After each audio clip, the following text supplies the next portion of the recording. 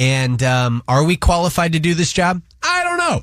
Hey, you got the job, but you're not necessarily qualified.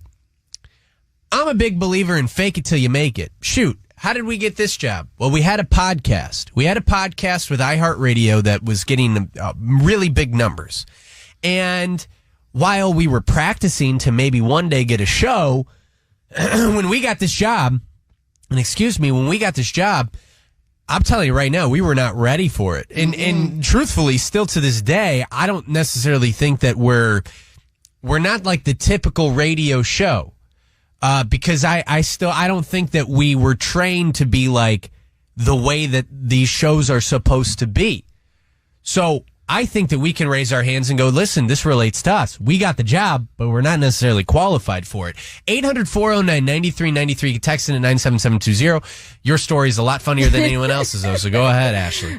So late last night, I got a text from one of my friends from back home, and they said, "You will never believe this." I was like, "What, Anthony? What's going on now?"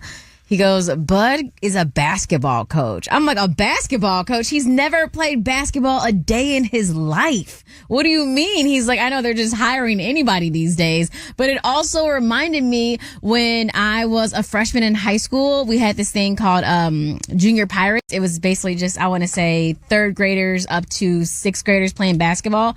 And they hired me and like 5 other girls as the referee.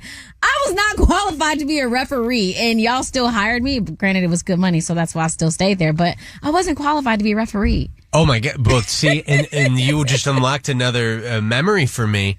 I love this. And by the way, if anyone has connections to this, let me know, because I would love to get back into this. But I used to volunteer with the Special Olympics. Mm-hmm. And, God, was it the Special Olympics that was specifically called? It was. And I would referee for basketball games. I had no idea what I was doing. Right, calling fouls. I'm like, I think it's a foul. Yeah, and truthfully, like the main thing that I absolutely loved about it was just being around like that community and the competitiveness, but also the fun. Mm-hmm. And like, it just was so cool.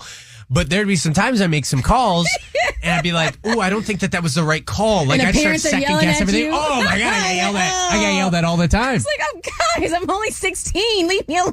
Literally, I'm like, I didn't even drive here. My dad dropped me off.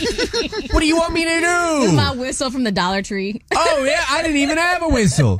And they didn't give me a whistle. Oh God. So you know what I'd have to do when I call a foul? I go, beep. Like, what is going on with this guy? Doing? You got the job, but you're not qualified. That's all I want to know. 800-409-9393. You can text in at 97720. One of the first internships I ever got, Joe, I got hired as a video production intern. Mind you, my degree's in like media broadcasting, but all I knew up until that point was radio, audio, like nothing video at all. Mm-hmm. I wanted to venture out into something new. I called the guy who's hiring. I'm like, "Hey, I'm really interested in doing this." He's like, "Can you send me whatever you got?" He's like, "I just need somebody to fill this summer." I'm like, "Okay, perfect."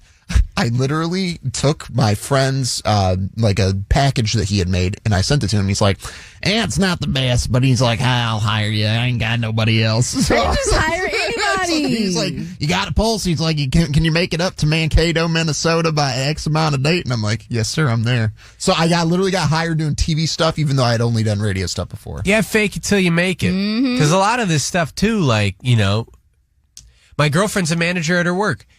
She never was a manager in the line of business that she does. They made her the manager, and every single day she learns. She's like me. She gets very scared of like new things. Yeah.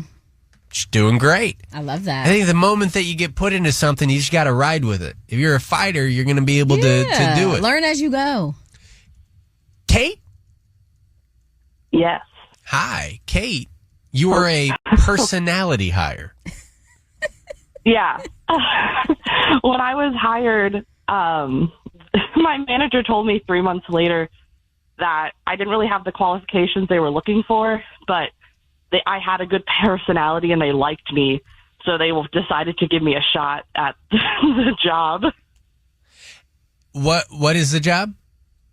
I'm a financial analyst. Oh wow. So you learned as you went, I'm assuming, because 100%. No kidding. That's a lot of responsibility. how long was it like the toughest situation to be in? Like, how long were you like really struggling and maybe you had imposter syndrome or something? How long did that last? Oh, probably at least 6 months. I mean, they trained, like, I had to sit with someone, like, daily for quite a while until they felt comfortable enough for me to be on my own. You must have a great personality. Thank you. I'm Brett's wife, by the way. Oh, I love that. That's amazing.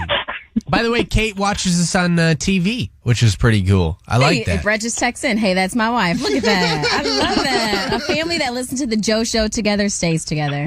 Kate, thank you so much for calling in. You know what? You do have a great personality, so it makes a lot of sense.